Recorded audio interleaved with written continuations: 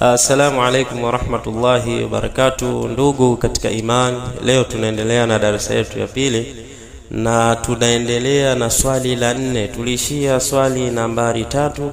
Sasa leo tutaanzia na swali namba 4 ambalo swali hilo limeanza mwandishi wetu rahimahullahu ta'ala ameanza sin swali fa in qila li ayi shay'in khalaqaka, takapoulizwa wewe ni kwa sababu gani umeumbwa wewe. Jim jawabu faqul, tasema liibadatihi wahdahu la sharika la, kwa ajili ya ibada zake Allah peke yake, hana mshirika yeye, wa taatihi, na kumtii yeye peke yake. Kwa hiyo utasema kwamba hakika mimi nimeumbwa kwa ajili ya kumwabudu Allah peke yake bila ya kumshirikisha na kumtii yeye Allah peke yake. Bimtithali ma amara bihi, kwa kushikamana na kufuata yale aliyoyaamrisha yeye, watarki ma naha anhu, na kuyaacha yale yote ambayo aliyoyakataza. Kama qala Allah ta'ala, kama alivyosema Allah mtukufu, wama khalaqtul jinna wal insa illa liya'budun, sikuumba majini na wanadamu isipokuwa kwa lengo la kuniabudu mimi. Wakama qala ta'ala, na kama alivyosema Allah subhanahu wa ta'ala, wa'budullaha, muabuduni Allah, wala tushiriku bihi shay'a, na wala msimshirikishe na chochote. Washirku, na huko kumshirikisha Allah, a'dhamu dhanbin usiya Allahu bihi, ndilo dhambi kubwa ambalo aliloasiwa nalo Allah subhanahu wa ta'ala. Kama qala ta'ala, kama alivyosema Allah, innahu man yushrik billah, hakika yule amshirikisha ya Allah, faqad harrama Allahu alayhi aljannata, Allah ameharamisha kwa mtu huyo pepo, wa ma'wahu an-nar, na mafikio yake ni motoni. Ikiwa atakufa mtu huyo bila ya kutubia kutokana na ushirikina wake, basi mtu huyo ataingia katika moto wa Allah subhanahu wa ta'ala, waliyadhu billah. Lakini ikiwa atatubia na umauti ukamkuta hali ya kuwa katubia ushirikina wake, basi Allah subhanahu wa ta'ala atamsamehe ikiwa ametubia toba ya kweli. Allah subhanahu wa ta'ala tunataraji mtu huyo atamsamehe. Kwa hiyo ushirikina ni jambo zito, ni miongoni mwa madhambi makubwa ambayo yanaangamiza. Ndio maana hata Luqman alikuwa akimhusia mwanawe, ya bunayya la tushrik billah, mwanangu usimshirikishe Allah. Kwa hiyo jambo ambalo, dhambi kubwa ambalo Allah ameasiwa nalo ni kumshirikisha Allah subhanahu wa ta'ala. Kisha shekhe akaendelea, washirku, na ushirikina, ayaj'ala lillahi niddan, ni mtu kumjalia Allah, kumfanya Allah kuwa na mshirika. Yad'uhu, tena anamuomba yeye, au yarjuhu, au wakawa ni mwenye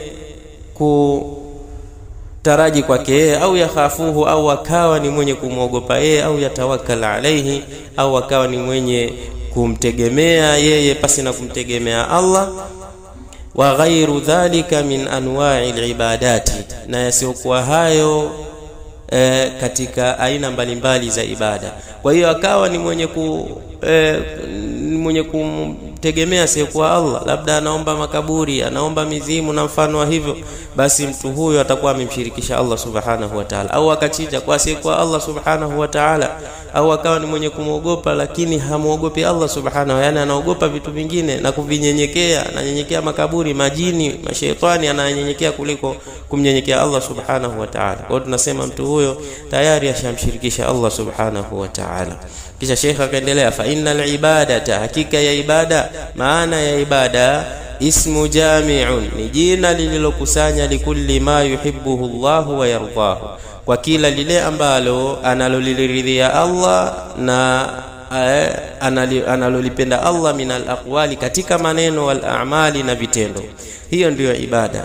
Albatinati wadh-dhahira, tena ya kama ni matendo ya dhahiri na asiri, au kama ni maneno ya dhahiri na asiri, hiyo ndio ibada. Kwa hiyo ibada ni kila lile ambalo ni jina lilokusanya kila lile ambalo analipenda Allah na kuliridhia katika maneno na vitendo vya dhahiri, katika maneno na vitendo, tena kwa dhahiri na kwa siri kabisa.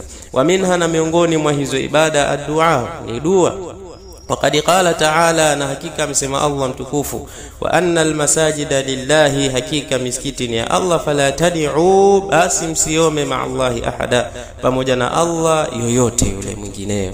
Kwa hiyo anatakiwa kuomba Allah peke yake, asishirikishwe na chochote. Ndiyo inatakiwa msingi huo watoto wetu tuwalee na tuwafunze mambo haya ili waweze kuyafahamu kwamba ushirikina haufai. Na ndivyo hivyo walivyofanya wema waliotangulia. Kina Luqman alimwambia mwanae, alikuwa akimpa wasia mwanawe, wewe mwanangu usimshirikishe Allah subhanahu wa ta'ala. Hata mzee Yakubu wakati anapatwa na mtihani, wakati yupo katika wakati wa mwisho kuondoka katika mgongo wa ardhi, anauliza watoto wake, ni kitu gani nyinyi mtakiabudu baada yangu mimi? Wakasema, tutamwabudu Mola wako na Mola baba zako Ibrahim na Ishaka, Mola mmoja. Kwa hiyo ndivyo hivyo ambavyo wema waliotangulia waliolea watoto wao. Kwa hiyo akaendelea, wadalilu ala anna ad-da'wata ghairi llahi kufrun, na hoja na dalili ambayo inaonyesha ya kwamba kuomba asiyekuwa Allah subhanahu wa ta'ala ni kufru, ni kafiri, ni kauli ya Allah subhanahu wa ta'ala, kama qala ta'ala, kama alivyosema Allah subhanahu wa ta'ala, wa man yad'u ma'a Allahi ilahan akhara, na yule ambaye anayeomba, wa man yad'u ma'a Allahi ilahan akhar, na yule mwenye kuomba Mungu mwinginewe, la burhana lahu. Wa man yad'u ma'a Allahi ilahan akhar, yule mwenye kuomba pamoja na Allah Mungu mwingineo, la burhana lahu bihi, tena hali ya kuwa hana dalili ya hilo, ya huyo anayemuomba hana dalili ya jambo hilo, fa inna hisabuhu inda rabbih, hakika hesabu yake ipo mbele ya Mola wake, innahu la yuflihul kafirun, hakika makafiri hawatofaulu kamwe mbele ya Allah subhanahu wa ta'ala.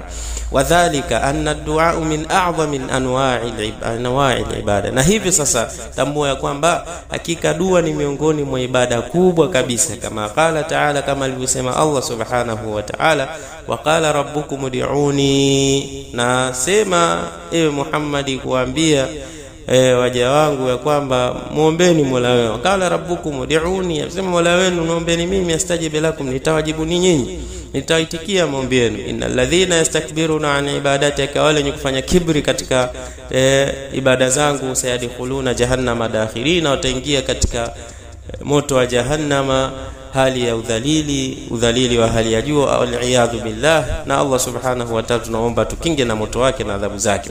Wa fi sunan, katika hadithi ya Mtume sallallahu alaihi wasallam, ni kauli yake aliposema, ana Anas, kutoka kwa Anas radhiyallahu anhu, ad-du'a mukhul ibadati, dua ni kichwa au ni ubongo wa ibada, au dua ndiyo msingi wa ibada zote. Dua ni msingi wa ibada zote. Akhrajahu Tirmidhi, hadithi hiyo amepokea Imam Tirmidhi wa dha'afahu al-Allamah al-Albani, lakini Imam Albani amedhoofisha hadithi hii. Wa awwalu ma farada Allahu ala ibadihi, na jambo la kwanza ambalo Allah subhanahu wa ta'ala amelifaradhisha kwa waja wake, al-kufru bit-taghuti, ni kuwapinga mataghuti, kupinga kila yule mwenye kuombwa kwa kinyume na Allah subhanahu wa ta'ala. Washirika wote ni kuwapinga. Jambo hilo ndio jambo la kwanza ambalo Allah subhanahu wa ta'ala ameliamrisha kwa waja wake. Al-kufru bit-taghut wal-imanu billah, na kumwamini Allah subhanahu. Kwanza kabisa lazima upinge vyote vyenye kuabudiwa pasi na yeye Allah subhanahu, kisha umwamini Allah mmoja.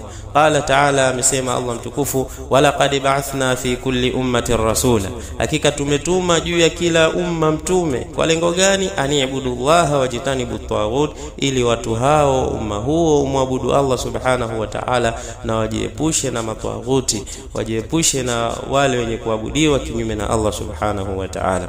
Kisha akasema at-taghut, na taghuti ni yupi huyo?